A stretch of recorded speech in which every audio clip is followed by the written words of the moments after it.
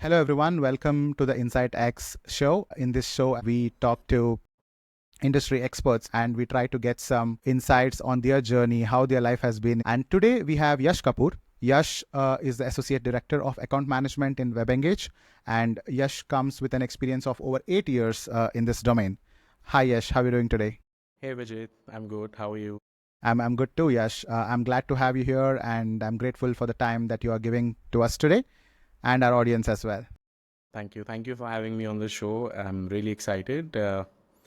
Let's get started. Okay, so Yash, there is a favorite question of mine which I ask to every guest on this show. That will be my first question. Okay, Sure. and I'm curious to know from everyone I meet about this, right? So tell me this: did you get into sales by chance or by choice? What was your journey like, and how did you tackle it at every stage of your career in last 8 years? Sure. So I'll start from the very initial stage. It was Mm-hmm. not by choice at all. It was by chance that I landed into sales. So my journey started with my first job that was Cubicle Laboratories, right? Mm-hmm. Fortunate enough to not getting into a business development role, but it was more like a cluster manager kind of a role where I was handling some portion of sales, but it was mainly into, vendor management of sorts. Okay. So the day one begins with handling accounts, handling vendors, I would say, but I would mention it accounts for now, right? Mm-hmm. So different accounts, different geographies, different vendors I was managing at that time. The first job that I got was a campus placement, right? Okay. I'm a mechanical engineer from my graduation background. I Mm-hmm. was supposed to go into that. My internships were into mechanical engineering. I was aiming for mechanical roles that I'll land up into a plant, I'll make some good cars and all. That's what Mm-hmm. how mechanical engineer think. But when I entered into this world, right, what I saw is actually getting revenue is the most important part for running any company, right? And I see a lot of traction in this role because you are getting into the leadership side of things because you're directly working with the founders, you're working with the business heads directly, so you get a visibility within the organization compared to any other role. Let's say Mm-hmm. I would have landed into a core thing. I would have worked with some plant guys, some supervisors, or maybe a manager role. That's it. Mm. I won't be getting into that limelight of meeting the leaderships, the CEO, the founding team, anything. Yeah. Yeah. It was more like by chance, but after a month or so, I started enjoying it a lot because Mm. I think I was involved into handling a lot of critical vendors, Mm-hmm. building good relationships with them, which indeed happened to give us more revenue for the company. We were able Mm-hmm. to expand that much, and that way we were also raising some kind of funding rounds, and also a lot of due diligence were happening. We were trying to get a lot of money out of those stuck portfolios, Mm-hmm. and that helped us actually a lot in that sense because startup was nearly a pre-series A kind of a thing. We Got were it. running out of funds. Every problem that you can think of, Hmm. ranging from salary delays, ranging from cost cutting, everything was there. Hmm. So I think that was the time where I, decided that I would like to build this career because the kind of interactions I was having with the founding team, I used to spend a lot of time even after office, the due diligence was happening like Hmm. 8 hours reading some contracts and everything. So a lot of insights I was able to gather from the founders also, like what is their vision, where they see that they want to take the company to. Hmm. So aligned on those lines, I started this journey and I started loving it. So this is how Got it it. started. Okay. And today, how is it? Is it a choice for you every day now that you Not have not spent? really. I mean, as I mentioned, I when I started loving it, so I see it to be daily a new journey. Hmm. Even though we work on set of accounts, right? But every day there is something or the other happening, right? Yeah. Maybe Yeah. maybe on the relationship side, Hmm. maybe on partner side, maybe on the product side. So I mean, account management folks are really, really fortunate because you get a lot of exposure while working with a lot of teams, Hmm. working with a lot of businesses, as you see, right? So it's not Yeah. only just that I'm a basic account manager, I'm just in a small role. What do I do? Yeah. It's like you are interacting with the CXO folks on the other side of table also. So think of it as you are running their companies, right? Think of it Yeah. how you can add value to their businesses so that they grow and eventually you also grow. Right. So that should be the mount. Exactly. Right. I think retention and expansion, even though earlier there was no much light shed on this area, but today I think it's growing massively. It's equivalent to sales, right? It's equivalent to new client acquisition at end of the day. Absolutely. But I think retention is really, really important for both the side of people, not only the Yeah. clients, but also the company that you're working with. Hmm. So it's always important to build the kind of revenue flow where you get a set amount of money flowing in so that, Right. the processes are there in place. Plus, there are acquisition side of things that keep going. But the major revenue that you can expect from any company is through retention only, that I believe, right? Because Yeah. that's what you're making actual profit out of, right? So the cost comparison, if you do compared to acquisition versus retention, Yeah. there's a huge difference in both of them. Right, right, absolutely. Yes, like now you have spent 8 years into this, right? There might be a lot of early stage career mistakes that you would have done, right? Yeah. Some of them you would still remember, why that happened and all of that. So, what is it that you can give as a tip to our audience so that they can avoid some early stage career mistakes, which they usually do? Right. So I'll give you an example, right? When I joined in this role, right, it was totally new for me, right? So I was pushy in terms of sales, right? I used to find an opportunity where I can just put in the numbers and we can just talk about closing the deal, right? And this is where a lot of people, I think, lose the opportunity, where they kind of highlight their greed that they need money. Yeah. And they're just talking and just they want the conversation to lie on just land on that revenue discussion. So I just need to close this deal anyhow. But I think what I Yeah. learned, this was advice from my ex CEO, right? That spend time on educating the prospect, right? If you try to deliver that value, right, and you're actually making sense in terms of the proposition that you have, which is solving some sort of problem for that prospect. The Absolutely. conversation will automatically be very, very smooth and it will automatically come to the commercials, right? And it's not only, I would say, a one-sided conversation where you're just enforcing the commercials that, I like to have $1 million for this kind of deal or 100K USDs for this kind of features that you want. But it should be both sided, You have to understand that on the other side of table, it's also a human being, right? He also Yeah. has some budgets. They also are running a business, so they also have some budget constraints. I do understand, but it should be discussed thoroughly as well, where it's a win-win situation for both the parties. And this is how I think you establish good relationships as well, and you get a lot of faith in your deal from the Got customer. it. Yeah. So that's one of the mistake that I did in terms of getting very, very pushy. Second being, we used to work from office, no client visits. It's like if they have some problem, they are getting in touch, we're getting it resolved, kind of a relationship. But I think that's not the right way. It's always important to say hi, hello to your customers. It's always important to just try to build that slightly informal touch with your customers so that you Yeah. become the point of contact. As far as JDs are concerned, it's always mentioned that you have to be the point of contact. Yeah. But in many cases, it doesn't happen, right? It doesn't work that way. So until Right. unless you build those healthy relationships with your customer, and you have to provide that ease that your customer can actually give you a call at any time. If they are facing any difficulties, they're discussing with you, and then you are routing it to the right team, ensuring that don't worry, I'm here, I'll be able to resolve that. Yeah. So calming that customer down is also very, very important. So the major key highlight of this role, I would say, is intent, right? And the major role play in this game is availability. How available you are for your clients, right? Yeah.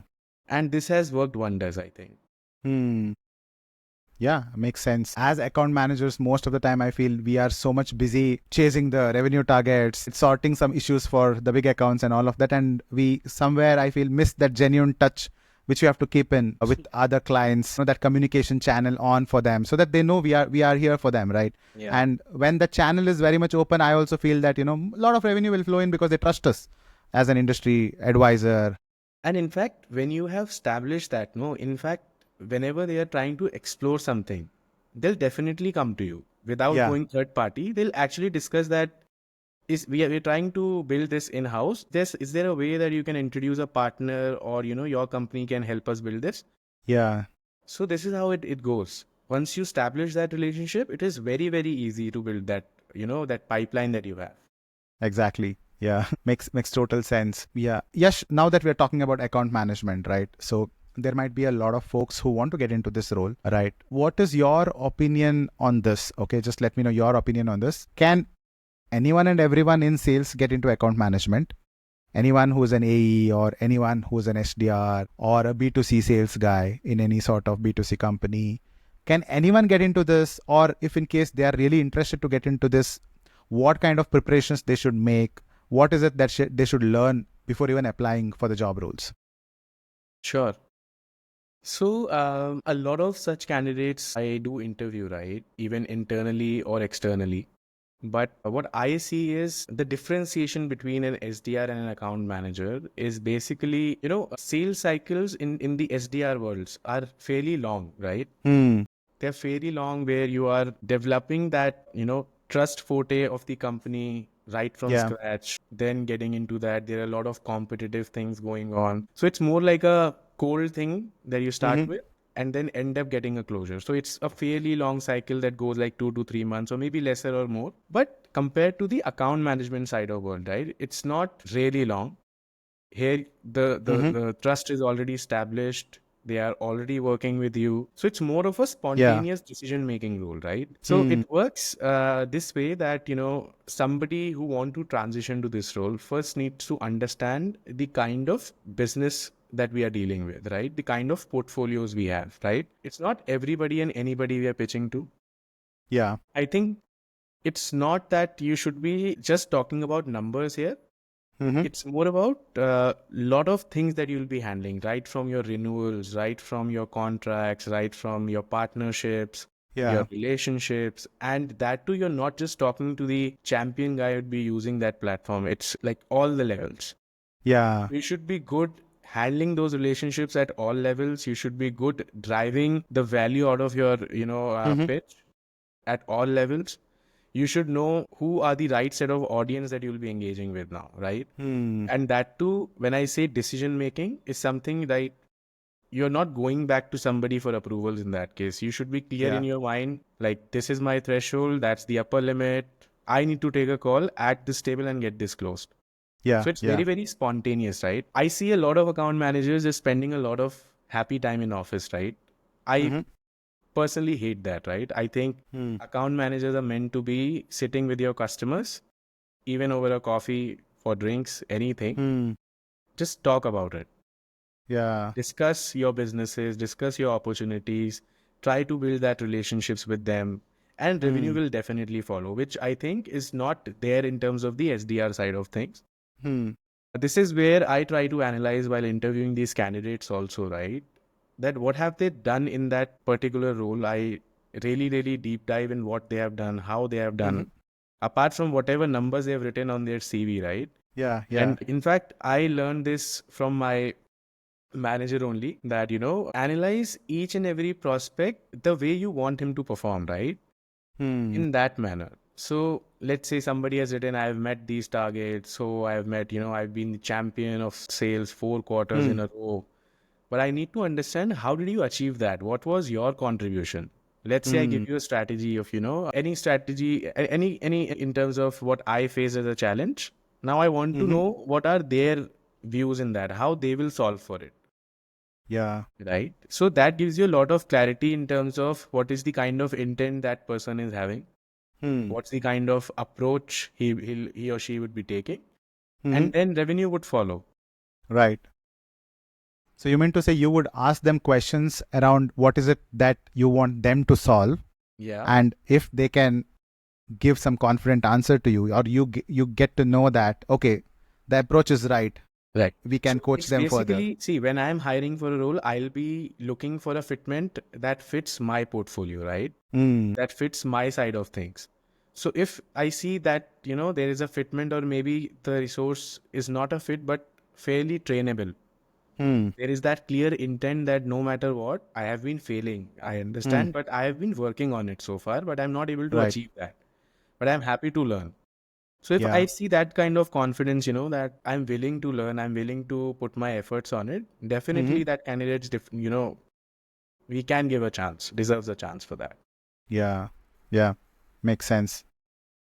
Right. Now that we covered why or how can someone get into account management role, right? I would also want you to talk a little more about the SaaS as an industry, right? Mhm. And today you see a lot of transitions happening. A lot of B2C folks are making a transition into SaaS, into B2B side, right? Do you think the market is really open to hire all these folks from B2C, first of all? Because I see a lot of schools, teaching, selling a lot of courses saying that, we'll make you an SDR, we'll make you an AE and all of that. Yeah. What is it that you are observing currently? And is the market really open to hire this amount of, B2C folks who are coming in and saying that they also want to be part of the SaaS industry? Yeah, of course. I mean, see, I see it's not a thing that you learn over time, right? You cannot just give a course on sales and somebody is ready, right? Hmm. It's a skill that you acquire over time, right? Yeah. There are some levels to it, you know. I would prefer somebody talking about the three R's, maybe revenue, retention, and relationship. Hmm. This is how I go about it. In a reverse order, of course, right? Relationship, retention, and then revenue. Revenue. But people start talking about revenue only, right? Hmm. So it's not something that anybody in college can get trained on. I have done this degree on sales and I'll be ready to go live on the customer. Yeah. Oh, not at all, Hmm. right? It's something that you start at a beginner level. You acquire that skill by learning from your mistakes, by learning Hmm. from the failures that others are doing and the success that they are celebrating, right? So Hmm. you need to keep an eye on everybody, right? Like a spy. Yeah. Right. Right. What is happening around me? Hmm. If I'm not able to solve that problem, how somebody similar to my role, maybe senior or junior in that, Hmm. but how they have solved for it. Try getting in touch. Learn Yeah. how you have done that, right? A lot of things, I mean, are fairly available on YouTube and LinkedIn these days. People do post about, the conditional handling things, how they Hmm. have handled the objectional side of things. They post a lot of such things, right? Hmm. So just read it, Hmm. try to implement it, see what is working for you, what is not working for you, and then try Hmm. to, make that transition. I mean, Hmm. going from B2C to B2B, it's just the size of ticket size difference that you're not selling to an individual directly, whether you're Right. selling to a large group. The ticket size definitely matters, but it's how you drive that relationship building. You need Hmm. to focus on identifying what personas are you dealing with. Hmm. It's fairly different, right? It's when it's a group of people, it's a large org, there are certain level of approvals, there's certain level of people you'll be interacting with, right? Hmm. So you're not really doing the negotiations after delivering the product value to the product or tech folks, because Yeah. ultimately when you have crunched down on your there is a procurement guy who will come at the end and Yeah. then turn down your budgets, Exactly. right? So keep that room towards the end where you Hmm. have the right people in the room. So identify those right folks, talk whatever makes sense to them. Hmm. You cannot talk product features to a procurement guy. They don't Yeah. literally have no interest in that. They said they are similar tools. You tell me whose number you want. I'll just make a call to the CEO. I'll be having the proposal. Got it. So just talk numbers that time, but talk value when you're actually delivering it to the people who will be using that, who will be, implementing that in their day-to-day lives, and then talk Hmm. numbers with the right folks. Okay. So that way, people can think of doing a transition, but definitely open to everybody. But there are certain criteria to it, as I mentioned previously. Hmm. If you see that there is a strong fitment that you can demonstrate, Hmm. open to that. Okay. Got that. I have a follow-up question on this. Now, let's say I am from a B2C background.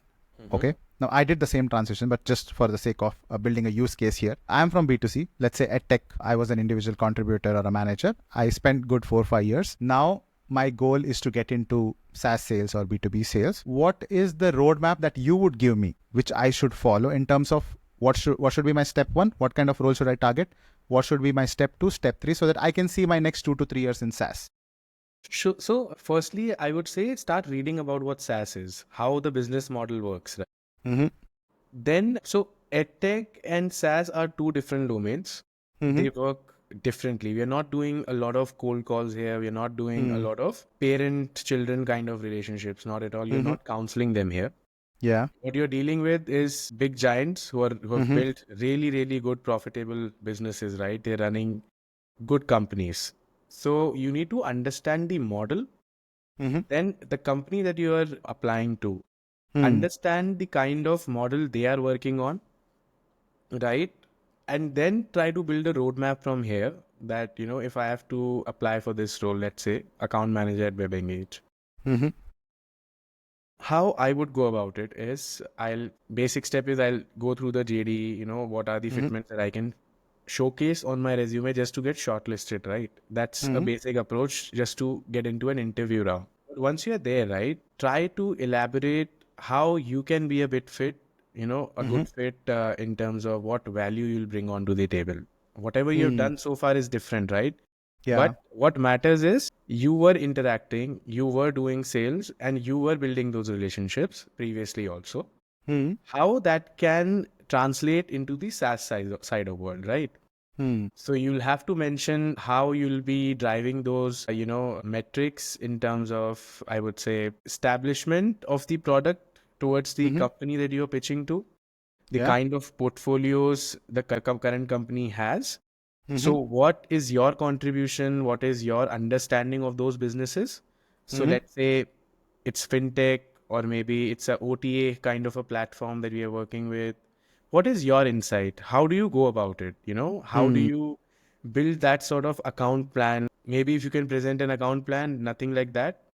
Let's say pick any customer of mine, build an account plan that, I'll be, once I'm on board, this is the kind of approach I'll be taking. And I would like to showcase that, important thing is how do I channelize or analyze your customers? What is something that you might be missing on? Go through the kind of application or website of that particular customer of mine. What is something that is missing, right? What is something that I can improve while I'm the account manager? So I think these kind of skills will definitely impress any hiring person. Because I see that you're fairly ready for this role. All I need is to just give you some WebEngage knowledge or any product knowledge that you're applying to. Yeah. And then if you're already ready with that kind of, plan that can be translated or just copy pasted to every set of accounts that I have with certain tweaks that is industry specific, but good to go. Yeah. Yeah. So if you see that they have done enough amount of homework, they know what they're signing up for. Yeah. So these things would be a plus point. That's what you say. Definitely. I mean, if you're applying blindly, that will take you nowhere. If you're just running out of just salary, then, I just need this designation for say, you'll not end up anywhere. Yeah. Yeah. I think that's one thing I have been observing recently. Even in my experience, I've seen that people randomly apply for jobs, right? Like they're not even checking, is it something I fit into? Is it something can I do? Like I see, like, randomly they're applying for CSM roles, Yeah. right? Solution consultant roles, anything and everything. Anything and everything. You should always see that differentiation, right? Where you can add value, where you are a fitment, and what is the role all about, firstly, right? It's a different role compared to a CSM or an account manager. So yeah, won't make sense at all. Exactly. Thanks, Yash. I think we got a lot of insights on how someone can plan this transition, what is in it for them over in the SaaS industry and all of that. Now let's try to dig down a bit more deeper on your role, how you manage things and all of that. So you have been an IC earlier, then you became a manager, and now you are a leader, right? So how have you seen you evolving, right? From an IC to a manager or a team lead, then to a director level, right? How have you seen yourself evolving in these roles as a person? Okay. So talking about my roles, right? I'll compare IC to a leadership role, right? When you're in IC, there you always get a set of portfolio randomly, or maybe you're inclined to. In my case, I was fortunate enough to discuss that accounts with my manager that, I would like to have a mix of industries because I always like to have a of what is happening around the world across industries. So that was my keen interest. Mm-hmm. So I got a mix of industries. So what I handle is the South region portfolios. Mm-hmm. Again, mix of industries, be it edtech, be it fintech, be it health tech, anything, right? Mm-hmm. So, important thing how to get started as an IC is don't just blindly get into meetings. Mm-hmm. Spend good 1 week on channelizing what is your customer, what's the kind of agreements that you're having with, Mm-hmm. then formulate a plan where you know what is being sold to him, Mm-hmm. what are the opportunities that you have. Try to build a pipeline around that in terms of expansion, right? What is my Q1, Q2, Q3 kind of expansion? I'll be picking up in Q1. This piece I'll pick up in Q2 Mm-hmm. and channelize that approach. Yeah. And in that manner, try to, just discuss that on the other side. And I take that route when I was an IC. Coming back to the transition on the leadership side of things. Mm-hmm. Things definitely when you're scaling up, responsibility or work gets doubled or maybe tripled sometimes. I see that. Yeah. Yeah. Now there are a lot of things you are doing in terms of org level. You are also handling your portfolios in terms of Mm-hmm. whatever account managers you're having. So you need to keep an eye not only on your side of things, but also in overall region level things, right? You Yeah. have to get involved in every set of account. You have to go meet every set of customer of your account managers, be it FaceTime or be it in person. Yeah. Have that FaceTime with your customers, try to, again, that rapport building is again there because you might be working on 20 set of accounts, but there are 60 more accounts that you have got now as a leader. So you Yeah. have to be involved in all those 60 accounts. Mm. Again, making those plans with your teams, right? How you're Yeah. planning to channelize them. You also parallelly training them, Mm. right? That this is something that what I did, something what they are bringing on table, and build that Mm-hmm. plan, build a very healthy relationship with your team, right? It should not Mm. be the case that, you're just giving a handover of everything that no, I'm a leader. I just Mm. handle escalations. I just go meet the customer whenever there is something off. Mm. Otherwise, these guys are handling. That's okay. No, I think you should be involved equally, right? You should not forget your IC profile at all Yeah. because that is something that you have learned over a period of time. You've been demonstrating that. So Mm. that is important. Plus, there are a lot of other side of opportunities that you get now. So a lot of work, but a lot of Mm. opportunities as well. And this is where I think the time that now you can, when you have the right, power, you Mm-hmm. can demonstrate a lot of good work that you were just showcasing on your portfolio, but now you'll be doing it at an org level. So that's the Right. real transition looks like. Makes sense. But when I look Yeah. back now, it's actually looks that IC was way too easier, right? Yeah. But trust me, this is something that that is giving me the spark of doing my day-to-day stuff. Right. On team management, right? We are talking about team management as well. There are different personas that you would be managing. Yeah. What is your approach towards someone, who is having a good willpower, who is motivated to work, but not so good at skill sets, right? That is one scenario. Mm-hmm. And another one is how would you approach a person who is very much skilled, but at the same time very much demotivated? Okay. Okay, these are two scenarios. How would you approach them? So it's a mix of skill and will, right? Mm-hmm. So there are certain ways how you can impact the skill, Mm-hmm. right? And there are certain ways how you can impact the will also. So it's a Yeah. hand-to-hand journey that goes on. So talking about the first scenario where somebody is having high intent but really low on skill. Yeah. So you have to give fair amount of hand holding in that case, right? Mm-hmm. On the product side of things, on the learning side of things, arrange some, a weekly session with the product team, Mm-hmm. right? Because now you are really connected with the internal leaders also. You can definitely Yeah. speak to them that my team requires some special attention on learning the platform, learning the new Mm-hmm. features. Arrange those product sessions with them. Also, once they are done with those trainings, try to do some mock assignments internally, right? Give Okay. them tasks I've also done that. I mean, I used to give mock presentations to my manager also before I go to, some set of meeting. I always discuss that in detail, that this is something that I'm planning to show. What is your, comment on that? Something that I'm missing or not? So it is very important that you have those healthy relations among the team also, right? There are Yeah. sometimes, clashes happen, but till date, I haven't seen any clash happen in my team, right? Because I think Hmm. it's always important that you give those opportunities and highlight them whenever they have done that good work.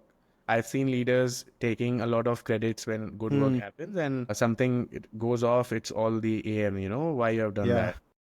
So that should not be the approach. If you are owning the wins, you're equally owning the losses as well, right? Coming to the second part, where I think skill is there, but will is not there, right? Hmm. So how to get that? I mean, firstly, identify Hmm. what is something that is missing, right? Why the person is feeling demotivated? Is it because of he's feeling that I'm not compensated that much? Hmm. 90% cases, it is the case that, they're feeling I'm underpaid because Yeah. they've overheard a conversation somewhere and they end up that I also, since he's getting this much Hmm. salary, I should also get this much salary because I'm also at Yeah. the same role. But they need to understand, it's not only about the salaries. It's about, what value you're delivering, Right. what's your performance throughout the year being. So I always try to ensure that this kind of situations are not there within the team, because I think whatever victory they are doing, I always bring them to lamplight, Hmm. and equally appreciate all the people in my team, that this is the good work done by them. Okay. This kind of closures have been done by them. Even though I help them, it's Hmm. always to make them the champion, so that the intent is always high. That Yeah. I have a Yeah. leader whom I'm comfortable with, is always appreciative. This is Yeah. something that a lot of companies lack. Hmm. It's not always about the money. It's about the people you're working with, right? If they're not Yeah. enough appreciative for the work they are doing, they definitely get demotivated. Hmm. You cannot just Yeah. always scold them for nothing. Yeah. You just Right. cannot ask them to improve all the time. You always have Hmm. to celebrate their victories as well. Even it's $100 win, it's a win. It's He a has win. put in that effort to, bring something out of the customer. That's okay. Hmm. But it's always good to, uh, Yeah. Yeah. Makes sense. Yeah. I mean, even in my experience in managing teams, right, there is one thing I have strongly believed in is you give a feedback one on one and you give appreciation in front of the team. And that is where I see a lot of leaders messing it up. They do reverse, right? They give feedback in front of the whole team. Appreciation happens in a, closed chamber most of the times. it should be reversed. Hmm. Yeah. Right. So for you as a leader, having a lot of responsibility of other people in the team and all of that, I know work can be overwhelming at times. There might be a lot of things on your plate, and such situations do occur on regular basis. How do you handle this situation? How do you keep your calm, and how do you ensure you bounce back or get them cleared? See, personally for me, I think since work has become a habit for me, I'm Mm-hmm. more of a workaholic. I Okay. don't speak much, right? When I'm working on maybe, doing a team dinner or something. I'm Mm-hmm. not the person who's very, very, into parties and all. Okay. But I think there are times when my calendar is almost full the entire day, Mm-hmm. right? It is overwhelming, definitely. But I think with great power come great responsibility, kind of a dialogue that I saw Yeah. in Yeah. Spider. But it's there. It's there. I mean, it's it's good to have those work on the table, but prioritizing that in fashion is Hmm. very, very important. So let's say you're having 5 6 meetings a day. There are different things going on P1, P2, P3, P4 level. So you Mm-hmm. channelize them as per the urgency, and then it goes on for me. Mm-hmm. So there are certain end level conversations, there are some starting conversation, there are some mid level conversations also happening. So I Yeah. Yeah. channelize it that way. Hmm. What is important as a closure to be Mm-hmm. picked up first, something that is a part of process going on. I need to share some more details. I loop in the different teams, assign those Mm-hmm. works. It's always important to see it as a project management kind of thing, not really Yeah. on account manager lens. So how you project manage things is also very important. uh, you know uh, Channelize the approach in phases. And this is how you'll be able to utilize your time better. Yeah. So you focus on managing the time and priorities. That's what you majorly Prioritize focus on. channelize those things, and you'll be good to go. You won't feel that, burdened at all, because you're doing Yeah. it. And always important to put a due date.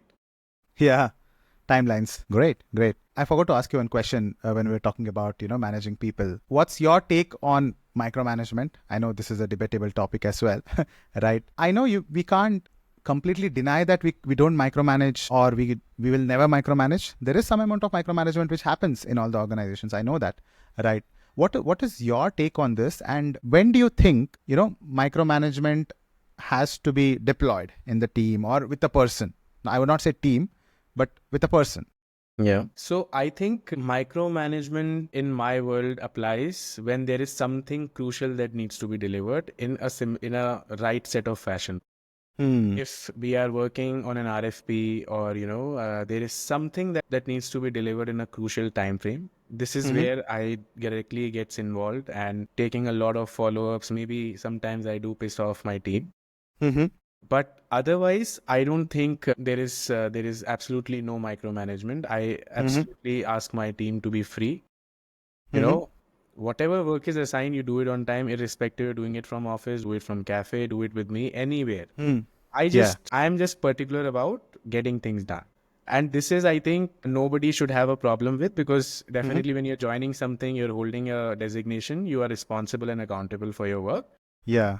And this is the right way, I think. Not really micromanaging in all cases. No, not at all. I think a team is comfortable enough to chill with me, talk anything they want to. And I think a good practice is you have lunch together, right? You sit together as a team, and maybe it's good to have a 5-minute break between work where you all go on a walk, Yeah. have a tea time chit chat with your team. This is how you can build good atmosphere within the team. But when it comes to work, we all are working. We are there for each other, right? Helping them, guiding them how this should be done. And something is being missed. This is where you can micromanage. You get an opportunity to micromanage. Yeah. Yeah. And I think this really makes a difference within the team, where they don't feel micromanaged also, and we are able to deliver value as well. Right. Yeah. I mean, according to me, there are two things which I have focused whenever I have managed people. First is giving them a psychological safety so that they can be vocal about things. They can come to me, talk about whatever issues they have, whether in personal life, whether in at work, whatever it is. Second, I would micromanage a person. We were talking about skill and will, right? So I would micromanage a person who doesn't have skill and doesn't have will also. Yeah. But it is not that kind of micromanage. I would tell it's closely working with that person, right? In order to help that person. Yeah. So I would put it across in that way, that I will work much more closer with you so that you improvise. That's micromanagement for me. It's not, sitting on their head and irritating them all the time. Yeah. Right. Absolutely. I'm loving this conversation here. So a lot of good insights our audience would be able to, pick up from this. Last few questions, right, before we wind this up. We see a lot of people, again, getting into SaaS. There's a lot of movement you can see happening from last year, especially from 2024. Why do you think someone should get into SaaS? At least this year. I think after COVID, or maybe during COVID, the most profitable side of business is SaaS, because you can work remotely. There's no office expenses, right? The clients are also remote based during that time. But I think when you're selling SaaS, there is no physical infra required, right? So you're not selling a commodity, a physical commodity, but selling some sort of software related things, right? So it's definitely the profitability that has attracted and this has led to open a lot of jobs also in the market. So I think this has opened a lot of doors to the candidates. Whereas compared to any other industry, I have seen a lot of businesses shut down. You can talk about a big giant that is currently in news, right? Yeah. Lot of huge workforce, I would say. And now people are just struggling for their payments, struggling for jobs. So I think this is where a lot of traction has come from, because, the kind of networks that we have is across industry. People share insights on, what is working for them, what's the kind of hiring scenarios they have, what is the kind of business performance they are having. So I think SaaS and FinTech both has a lot of scope in the coming future, and these things are evolving while we are talking about AI also coming into picture. Things are really, really evolving. Yeah. So candidates preparing for coming into SaaS should also equally focus on the AI side of things, I must say, because Yeah. that is something we are also implementing in a lot of product features as well, right? Hmm. We are trying to make customers' life easier while we are Yeah. definitely automating a lot of side of things. But AI has also played a crucial role in this. So people are definitely attracted towards this because it has definitely opened a lot of opportunities now. Hmm. Yeah. I think a lot of opportunities, right? It's a very big field Yeah. and a lot of different kinds of products, and you get to explore a lot, and there's a lot to learn as well. Also, from a founder's lens, I've seen companies coming up with some sort of complemented model to the current SaaS work. They are Hmm. willing to go as a partner approach with Mm-hmm. any big giant, and they are selling some sort of a complemented solution which goes really well with them. And this is how they are Hmm. also able to work and build that revenue stream for them. I've seen those startups, getting big logos while Mm-hmm. solving a very, very small problem that might not be there in the market, but it's very well complemented with the kind of solutions they are currently buying. So that's also a very good thing that I've been seeing. Yeah. Great. And okay, let's consider a fresh college graduate, maybe a BTech graduate or an MBA graduate who would want to get into SaaS, maybe for SDR roles or even AE or AM kind of roles. How should they prepare for these roles for this year? And what impresses the hiring managers the most? See, as freshers, there are not much expectations, to be honest, because I know whatever they'll be doing, they're just bragging. Yeah. So it's important that you at least understand what SaaS is. You Mm-hmm. have some technical background in terms of maybe it's a computer science graduate or an Mm-hmm. engineering graduate, right? Mm-hmm. You have that tech ability where you understand a little terminologies like APIs, Hmm. system integration, what are CRMs and all, right? Yeah. So Yeah. basic knowledge on that, plus the company that you're applying to, what's the Mm-hmm. kind of services they are into, what is the product like, and I think this will make a lot of difference. If we are getting a fresher who understands the business, Mm-hmm. is trainable, and also has some tech understanding around the world. Let's say Mm-hmm. basic AI things, sir, I can build very good PowerPoint presentations. I Hmm. use some content through chat GPTs and all. I think Mm-hmm. this is a good job done on the interviews, on the candidate side. And Mm-hmm. definitely anybody on the interviewing side would be impressed while interviewing a fresher. Okay. Because not Got that. much of an expectation because there's no work Hmm. ethic, right? They're Yeah. just Yeah. it's a very, very fresh candidate, just worked on some physics, Hmm. chemistry, and mechanical or computer Mm-hmm. side of things. Right. So, to give that market exposure is Mm-hmm. something that you'll be able to invest a lot of time in. But I'm sure somebody delivering such kind of skills in the interview is highly trainable. Okay. Great. So someone who is keeping them updated about the latest changes that is happening in the industry in terms of AI, who's up to date, right? And who Who's up to shows date? up that, I have done enough research. I am coachable, right? I'm a quick learner or something like that. If they showcase those kind of traits, then the hiring managers would be And impressed by that. teamwork as well. I think it's not Yeah. only about even if you go in an IC role, you are definitely interacting with a lot of Hmm. other teams as well. So some sort of team building exercises, maybe some college fests, Hmm. some sort of any activity related to that which showcase some sort of teamwork which the candidate has done. I think that's enough. Yeah. Okay. Nice. Yeah, I think I'm done with the list of questions that they had and what I wanted to ask you. I think it was most of this conversation was more of like a masterclass, trying to understand the nitty gritties of account management and leadership.